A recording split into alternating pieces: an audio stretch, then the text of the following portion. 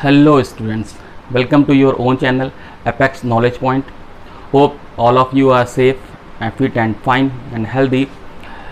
Atomic structure के आज की क्लास में हम लोग ये 3 टॉपिक कवर करेंगे, जिनमें से है पहला dual behaviour of matter, second one is Heisenberg uncertainty principal and third is limitation of Bohr model. Okay, तो हमारा आज का जो टॉपिक पहला है dual behavior of matter. Dual behavior of matter.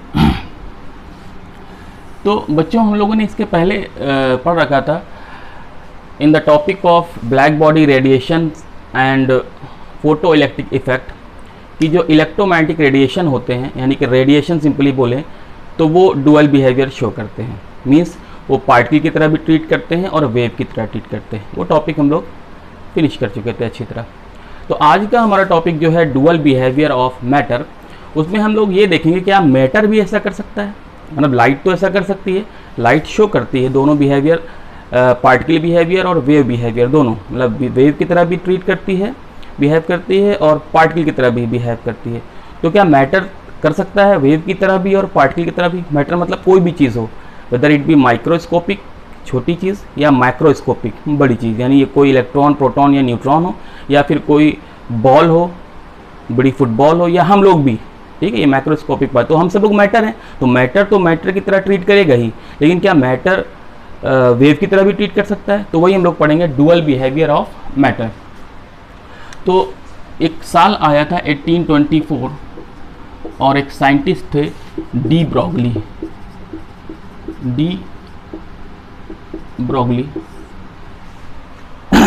इन्होंने अपने एक्सपेरिमेंट से ये प्रूफ किया कि everything in this world can be treat as particle as well as a wave. इसके पहले हम लोगों ने पढ़ा था मैक्स प्लैंक की, यानी quantum theory of Max Planck. उसमें हम लोगों ने ये पढ़ा था रेडिएशन, यानी जो लाइट है वो ट्रीट करती है, वो वेव की तरह तो ट्रीट करती थी. मैक्स प्लैंक ने बताया था कि पार्टिकल की तरह भी ट्रीट करती है. अब डी ब्रोगली ने ये बताया था कि मैटर तो मैटर की तरह ट्रीट करेगा ही करेगा, पार्टिकल की तरह, लेकिन क्या वो वेव की तरह भी करेगा? तो उन्होंने कहा हाँ, ये प्रूव करके इन्होंने दिखाया था कि मैटर की तरह भी ट्रीट करता है, यानी कि पार्टिकल की तरह भी ट्रीट करता है, and it treated is behave as wave also. कैसे? इन डी ब्रोगली से पहले आइंस्टीन ने अपने मास एनर्जी रिलेशनशिप को प्रूव कर चुके थे. जो मास एनर्जी रिलेशनशिप था आइंस्टीन का, वो आ चुका था. एक बार हम आपको बता देते हैं क्या था वो. E is equal to M C square. E is equal to M C square. तो बच्चों ये क्या था आइंस्टीन का मास एनर्जी रिलेशनशिप? तो उन्होंने कहा था कि एनर्जी को आप मास में कन्वर्ट कर सकते हैं, या ये कह सकते हैं कि mass is a type of energy. Done, इतनी बात थी. तो और इसके पहले अभी क्वांटम मैकेनिकल मॉडल में हमने देखा था कि फोटोन की जो एनर्जी है वो E is equal to h nu, ये दी जा सकती है.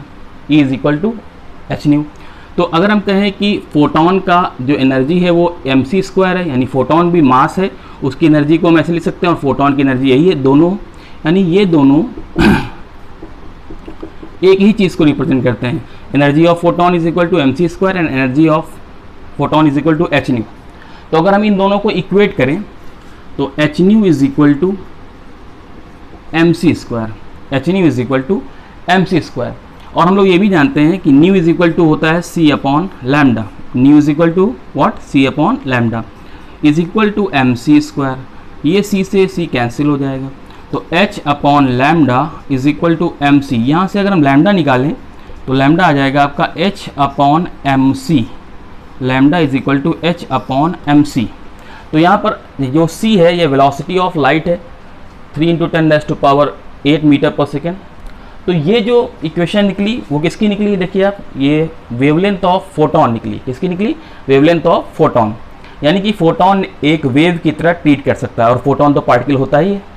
लेकिन क्या और भी कोई पार्टिकल ट्रीट कर सकता है? तो यस, अगर वो वेलोसिटी ऑफ लाइट से ना चले, वो किसी और वेलोसिटी से चले, यानी सी को हम रिप्लेस कर दें वी से, तो ये फॉर्मूला बन जाता है lambda is equal to H upon m v. Lambda is equal to H upon m v. ये डी ब्रोगली की इक्वेशन कही जाती है इसको डेराइव किया उन्होंने इस तरह से, lambda is equal to H upon m v, यानी कि जो लैम्डा है वो मास के इन्वर्सली प्रोपोर्शनल है। देख लीजिए, lambda proportional to 1 upon mass, यानी इन्वर्सली प्रोपोर्शनल, यानी अगर आप मास बढ़ाएंगे तो उसकी वेवलेंथ घट जाएगी। तो यहाँ से डी ब्रॉगली ने प्रूव किया कि everything in this world can be treat as particle as well as wave. बहुत छोटा सा एग्जांपल ले लेते हैं। अगर हम एक बॉल को फेंकते हैं ऊपर, प्रोजेक्टाइल करते हैं, तो कभी कभी देखा होगा अगर आपकी वो प्लास्टिक की बॉल होगी, बहुत हल्की बॉल, तो एक ऐसे वेव्स के फॉर्म में जाती है, लहरा जाती है, मतलब जहाँ अपना जो उसका पाथ होता है वो पाथ को चेंज कर देती है, लहर सी जाती है, यानी इसमें वेव टाइप का बिहेवियर हो जाता है। अच्छा, एक और बात, क्या हम लोग भी ट्रीट करते हैं? क्या हम लोग भी वेव की तरह ट्रीट कर सकते हैं? तो यस, बिल्कुल कर सकते हैं, क्योंकि lambda is equal to H upon M b, कोई भी चीज़ अगर उसमें मास होगा तो वो वेव की तरह बिहेव कर सकती है, डी ब्रॉगली ने बताया। तो आप कहेंगे सर ये तो बड़ी अजीब सी बात है कि हम लोग वेव की तरह ट्रीट करते हैं। यस, कर सकते हैं, बस लेकिन ये है कि इलेक्ट्रॉन के कंपैरिजन में जो सब माइक्रोस्कोपिक पार्टिकल हैं उनके कंपैरिजन में हमारा मास बहुत ज़्यादा है। जैसे अगर हम बात करें इलेक्ट्रॉन का, तो 9.1 इंटू 10⁻⁻31 kg होता है, और अगर मेरा मास देख लें तो 70 है, तो इसको हम ऐसे लिख सकते हैं 7 इंटू 10⁻1। तो ये कितना बड़ा है इससे, यानी कि 10⁻32 टाइम बड़ा है, यानी हमारा मास इलेक्ट्रॉन के मास से 32 टाइम 10⁻32 टाइम बड़ा है। तो फिर हमारी वेवलेंथ इलेक्ट्रॉन के कंपैरिजन में 10⁻32 टाइम छोटी होगी, यानी कि हम वेव की तरह बिहेव करेंगे लेकिन 10⁻32 टाइम्स लेसर, तो बहुत कम हो गया, यानी कि हम वेव की तरह नेग्लिजिबल ट्रीट करेंगे, लेकिन करेंगे ज़रूर। ये किसने बताया था? डी ब्रॉगली ने। तो क्लियर हो गई बात आपकी डुअल बिहेवियर ऑफ मैटर से, कि dual behaviour of matter de Broglie is given by de Broglie in 1824, और क्या था ये? Lambda is equal to H upon M B. Done. अच्छा, अब हम आते हैं दूसरे टॉपिक पे। ये टॉपिक है Heisenberg uncertainty principal. Heisenberg uncertainty principal.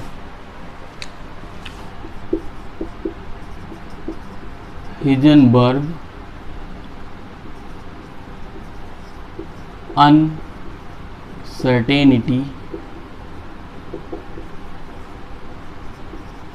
Principal. Scientist Heisenberg हुए, उन्होंने ये बताया था, एक सिंपल सा स्टेटमेंट दिया था, it is impossible to determine the position and velocity of a fast moving particle simultaneously impossible.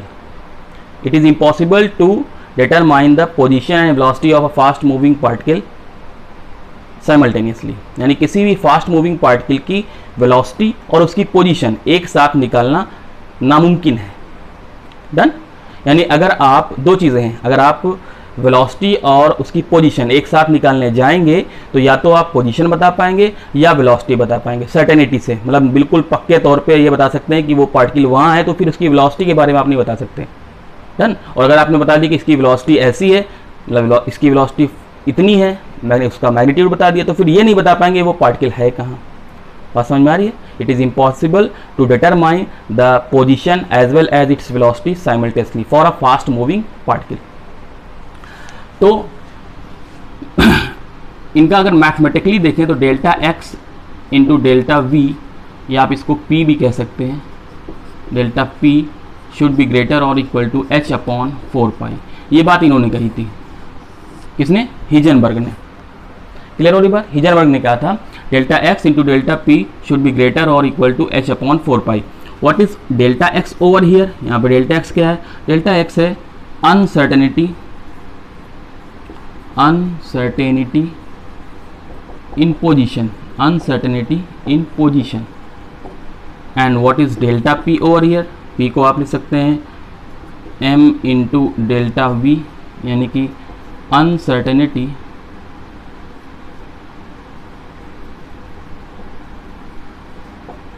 In velocity, uncertainty in velocity. तो फिर से एक बार देख लेते हैं Heisenberg uncertainty principle. It is impossible to determine the position and velocity of a fast moving particle simultaneously. Done. Delta x into delta p should be greater or equal to h upon 4 pi, where delta x is equal to uncertainty in position and delta p is equal to uncertainty in velocity. इसका मतलब क्या हुआ? ये mathematical equation दी थी इन्होंने, इसका क्या मतलब हुआ? तो इसका मतलब ये हुआ बच्चों, सपोज करिए ये कांस्टेंट है, h प्लैंक्स कांस्टेंट होता है, पाई की वैल्यू भी आप जानते हैं, 4 भी जानते हैं, ये पूरी चीज़ कांस्टेंट हो गई। तो सपोज करिए अगर दो वेरिएबल हैं a इंटू बी और हमने बता दें कि इसकी वैल्यू 12 है, कितनी है बच्चों? 12 है। अगर इसकी वैल्यू 12 है तो ये फिक्स हो गई। तो अगर आप a को 6 लेते हैं तो b को आपको कितना लेना पड़ेगा? 2, तब 12 आएगा। अगर आप a को बढ़ाते हैं और बढ़ाते हैं यानी 12 करते हैं तो इसको क्या करना पड़ेगा? 1 करना पड़ेगा।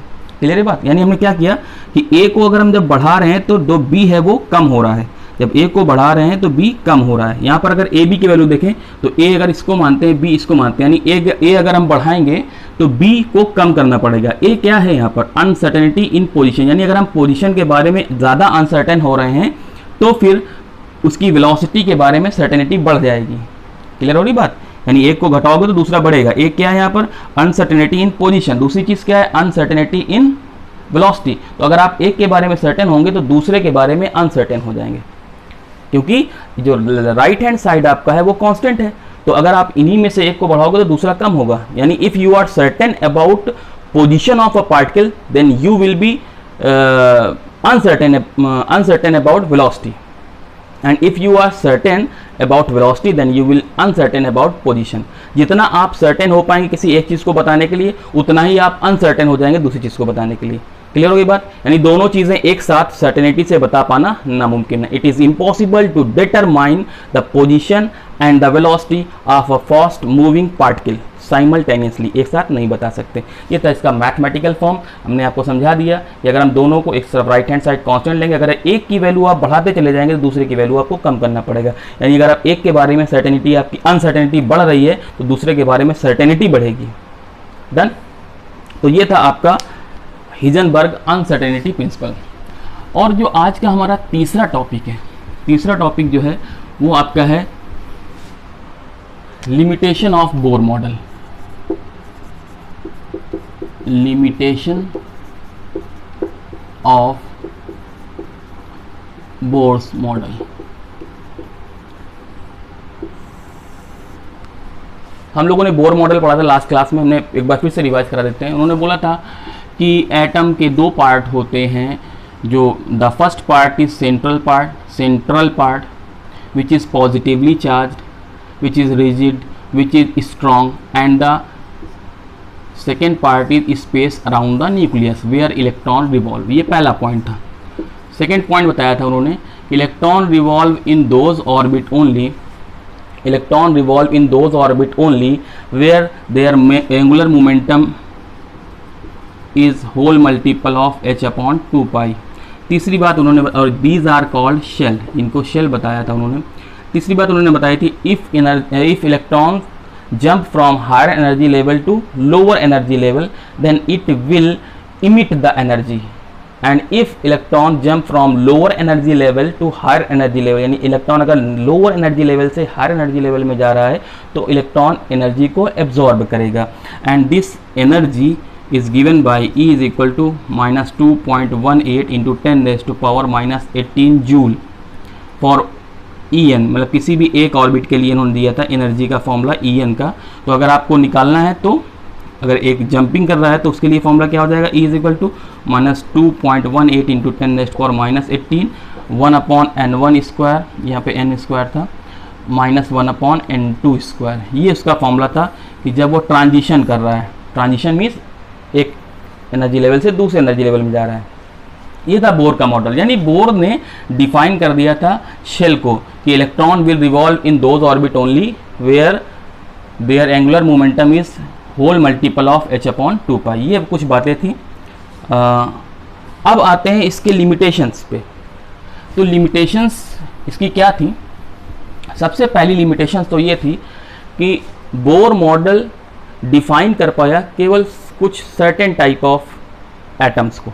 जैसे बोर मॉडल दिया गया था हाइड्रोजन के लिए जिसमें एक इलेक्ट्रॉन था, तो इसको आप अप्लाई कर सकते हैं उन एटम के लिए जिनमें एक इलेक्ट्रॉन ही होता है, जैसे हीलियम He+1, 2 इलेक्ट्रॉन होते हैं, प्लस का मतलब वो इसने 1 इलेक्ट्रॉन लूज कर दिया है, Li+2। तो सिर्फ इन एटम के लिए ही ये महदूद है। या बेरिलियम का भी ले लेंगे, बेरिलियम का 4 होता है तो Be+, या इसको नहीं, सिर्फ इतने लेते हैं He+ और Li+2। तो ये पहला लिमिटेशन होगा कि Bohr model is applicable only certain type of elements. दूसरा जो इसका लिमिटेशन है, बोर मॉडल का लिमिटेशन, वो ये है कि जब बोर मॉडल का स्पेक्ट्रा आता है, जब बोर मॉडल का स्पेक्ट्रा आता है तो उसमें डबलेट आते हैं। डबलेट हम बता दें आपको, जैसे आपको बताया था लास्ट क्लास में कि स्पेक्ट्रा क्या होता है। तो स्पेक्ट्रा में हमने बताया था आपको कि लाइंस आती हैं, फाइन लाइंस, ठीक है, इसमें लाइमन, बर्मर, पाशन इस टाइप से आती हैं। तो उसी स्पेक्ट्रा में जब आपने ECG देखा है किसी का, तो ECG में ऐसे भी आता है और ऐसे भी आता है। तो अगर ये ऐसे आ रहा है तो सिंगलेट, इसको क्या बोलेंगे बच्चों, सिंगलेट। और अगर ये ऐसे आ रहा है, 2 पीक आ रही है, तो इसको बोलते हैं क्या, डबलेट। तो बोर इसको डिफाइन नहीं कर पाए, किसको, डबलेट को। Bore model was not capable to define a doublet in atomic spectra। Bohr model atomic spectra में डबलेट को डिफाइन नहीं कर पाया। तो पहली बात ये थी, दूसरी बात ये है, और तीसरी बात, बोर मॉडल स्पेक्ट्रा के स्प्लिट को इन presence of electric field and magnetic field, उसको डिफाइन नहीं कर पाया। यानी कि किसी भी एटम के स्पेक्ट्रा को इन प्रेजेंस ऑफ इलेक्ट्रिक फील्ड रखा जाए या इन प्रेजेंस ऑफ मैग्नेटिक फील्ड रखा जाए, तो जो ये लाइंस आ रही हैं, स्पेक्ट्रल लाइंस आ रही हैं, ये स्प्लिट कर जाती थी, यानी सिंगल लाइन कई लाइनों में टूट जाती थी। ऐसा क्यों हुआ ये बोर नहीं बता पाए। यानी क्या नहीं बता पाए बोर, स्प्लिटिंग ऑफ यानी टूटना of spectral line, splitting of spectral lines, ये नहीं बता पाए इन प्रेजेंस ऑफ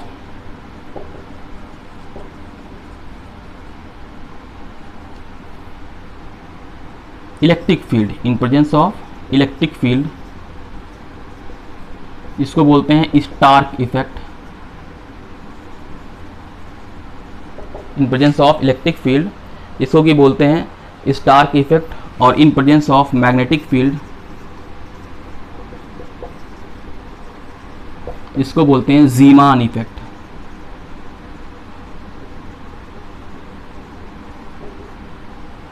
और चौथा और सबसे इंपॉर्टेंट पॉइंट ये है, वो ये था कि अभी हमने पढ़ा कि bore defined the orbits very well. यानी बोर ने ऑर्बिट्स को बहुत अच्छी तरह डिफाइन किया था। क्या कह के, ये कह के कि electron will revolve only those orbit, electron सिर्फ उन्हीं ऑर्बिट पर रिवॉल्व करेगा जहां पर उसका एंगुलर मोमेंटम h/2π का होल मल्टीपल होगा। यानी कि बोर ने एग्जैक्टली बता दिया था कि इलेक्ट्रॉन कहां पर है, डन।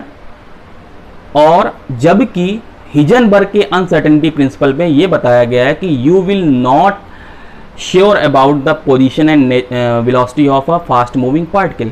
यानी कि बोर का जो मॉडल है वो कंट्राडिक्शन करता है, वो विरोध करता है किसका, अनसर्टेनिटी प्रिंसिपल का, हिजनबर्ग की अनसर्टेनिटी प्रिंसिपल का कंट्राडिक्शन करता है।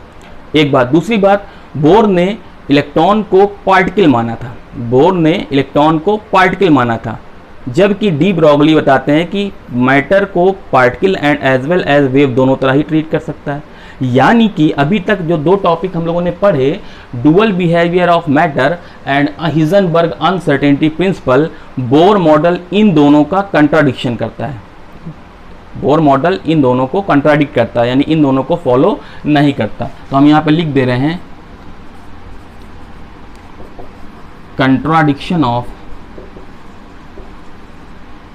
किसका किसका, डी ब्रॉगली लिख दें या dual behaviour, dual behaviour as well as Heisenberg uncertainty principle. देखिए बच्चों, मैं यहाँ पर शॉर्ट में आपको पॉइंट बताता हूँ, लेकिन उसको मैं एक्सप्लेन पूरा कर देता हूँ। If you want to make your own notes, तो आप वीडियो को पॉज करके उसको लिख लिया करिए। जैसा मैं कह रहा हूँ ठीक ऐसा ही लिख लेंगे, तो आपके बहुत अच्छी तरह से नोट्स तैयार हो जाएंगे। एक बार फिर देख लेते हैं लिमिटेशन ऑफ बोर मॉडल को। Bohr model could not explain या could not apply to all elements. It is only applied to certain type of elements like hydrogen, helium plus and Li plus 2. पहला point.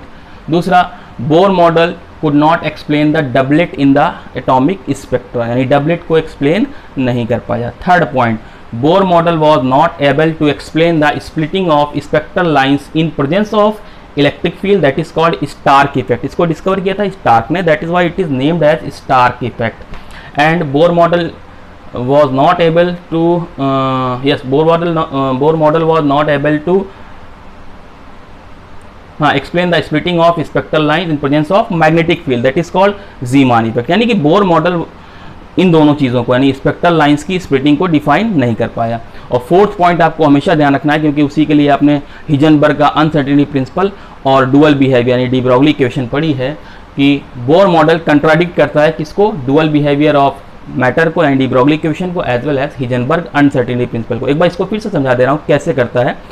Because Bohr was very certain about their orbit, about his orbit, कि electron will revolve only those orbit only where the angular momentum is whole multiple of h/2π. It means that he was very certain about orbit. But Heisenberg ने क्या कहा था कि if you are certain about the position of a particle then you will 100% sure that uncertain about the position. तो इसका contradiction हो गया. दूसरी बात, Bohr assume the electron as a particle not as a wave. Done. तो ये थे आपके आज के 3 टॉपिक.